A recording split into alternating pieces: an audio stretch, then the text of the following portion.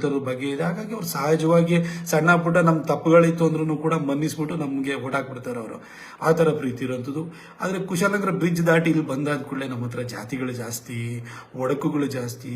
ಅದು ಹೇಳಿ ಕೇಳಿದ್ದು ಮೈಸೂರು ಮಹಾರಾಜರೂರು. ಈ ಮಹಾರಾಜರೂರಿನಲ್ಲಿ ಹೇಗೆ ಅಂತಂದ್ರೆ, ಈ ಮಹಾರಾಜರೂರಿನಲ್ಲಿ ಹೊಗಳು ಭಟ್ರು ಇರ್ತಾರೆ, ಚಾಡಿಕೋರರು ಇರ್ತಾರೆ, ಎಲ್ಲ ಥರದವ್ರು ಇರ್ತಾರೆ ಇಲ್ಲಿ. ಹಾಗಾಗಿ ಇಲ್ಲಿ ರಾಜಕಾರಣ ಮಾಡೋದು ಬಹಳ ಕಷ್ಟ.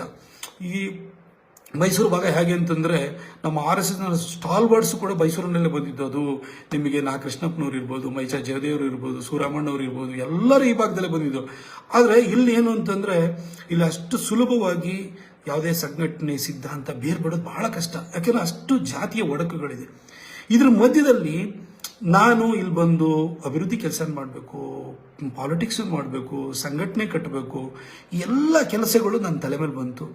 ನಾನು ಅಲ್ಲಿ ಏನು ನೇರ ನಿಷ್ಠುರತೆಯಿಂದ ಇದು ಬಂದು ಆ ಪತ್ರಕರ್ತನ ಅವತಾರದಲ್ಲಿ ಬಂದು ಪಾಲಿಟಿಷಿಯನ್ ಆಗ್ಬಿಟ್ಟೆ.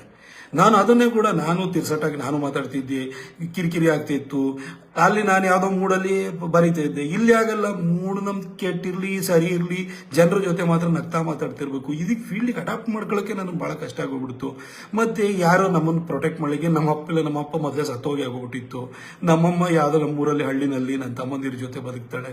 ನನಗೆ ಯಾವ ಹಿನ್ನೆಲೆನೂ ಇಲ್ಲ, ಯಾವ ಫೈನಾನ್ಷಿಯಲ್ ಬ್ಯಾಕಿಂಗ್ ಇಲ್ಲ, ಏನಿಲ್ಲ. ಸಂಘದ ಆಶೀರ್ವಾದ, ಹಿರಿಯರ ಆಶೀರ್ವಾದ ಬಂದೆ ಅನಾಮತಾಗಿ MP ಆದೆ. ಬಟ್ ಅದಾದ್ಮೇಲೆ ನನಗೆ ನಿಜವಾಗ್ಲೂ ಹೇಳ್ತೀನಿ, ಸುಸ್ತೊಡೆಯಕ್ಕೆ ಶುರುವಾಗ್ಬಿಟ್ಟೆ. ಏನ್ ಟೀಕೆಗಳು, ಇದನ್ನೆಲ್ಲ ನಿಭಾಯಿಸ್ಕೊಂಡು ಹೆಂಗಪ್ಪ ಬರೋದು. ಸಡನ್ ನಾನು MP ಆಗ್ಬಿಟ್ಟೆ. ಗ್ರಾಮ ಪಂಚಾಯತಿನ ಗೆಲ್ಸು, ತಾಲೂಕ್ ಪಂಚಾಯತಿ ಗೆಲ್ಸು, ಜಿಲ್ಲಾ ಪಂಚಾಯತಿ ಗೆಲ್ಸು. ನಾನೇ ಕಷ್ಟದಲ್ಲಿ 31,000ದಲ್ಲಿ ಗೆದ್ಕೊಂಬಂದಿನಿ. ಇವೆಲ್ಲ ಗೆಲ್ಸಕ್ಕೆ ನನ್ನ ಕೈಲಿ ಆಗುತ್ತಾ? ಅದು ಒಬ್ಬ ಲೀಡರ್ ಮೇಲೆ ಒಂದು ವಿಶ್ವಾಸ ಬರಬೇಕಲ್ವಾ? ಆ ವಿಶ್ವಾಸ ಗಳಿಸ್ಬೇಕಾದ್ರೆ ಬಹಳಷ್ಟು ನಾವು ನಮ್ಮ ಅಭಿವೃದ್ಧಿ ಕಾರ್ಯಗಳ ಮುಖಾಂತರ ಜನರನ್ನ ನಾವು ಅವ್ರ ಹತ್ರಕ್ಕೆ ಹೋಗ್ಬೇಕಾಗುತ್ತೆ. ಹಾಗಾಗಿ ನನಗೆ ತುಂಬಾ ನಾನು 2014ರಲ್ಲಿ MP ಆದೆ. 2015ರಲ್ಲೇ ಜಿಲ್ಲಾ ಪಂಚಾಯತ್, ತಾಲೂಕ್ ಪಂಚಾಯತಿ ಚುನಾವಣೆ. ಪ್ರತಾಪ್ ಸಿಂಹ 1 ಸೀಟನ್ನು ಗೆಲ್ಸ್ಬಿಟ್ಟು ನಾವು ಕ್ಷೇತ್ರದಲ್ಲಿ ಅಂತಾರೆ. 1 ಸೀಟನ್ನು ಗೆಲ್ಸಕ್ಕೆ ನನ್ನ ಕೈಲಿ ನಾನೇ ತಳ ಊರ್ಬೇಕು, ಬೇರೂರ್ಬೇಕು. ಒಂದು ಚಿಕ್ಕ ಸಹಕಾರ ಸಂಘಗಳಿರ್ಬೋದು, ಕೃಷಿ ಪತ್ತಿನ ಸಹಕಾರ ಸಂಘಗಳಿರ್ಬೋದು, ಹಾಲಿನ ಡೈರಿ ಇರ್ಬೋದು, ಈ ತರದ ಒಕ್ಕೂಟಗಳಲ್ಲೆಲ್ಲ ಇಲ್ಲಿ JDS, ಕಾಂಗ್ರೆಸ್ ಬೇರೂರಿದೆ.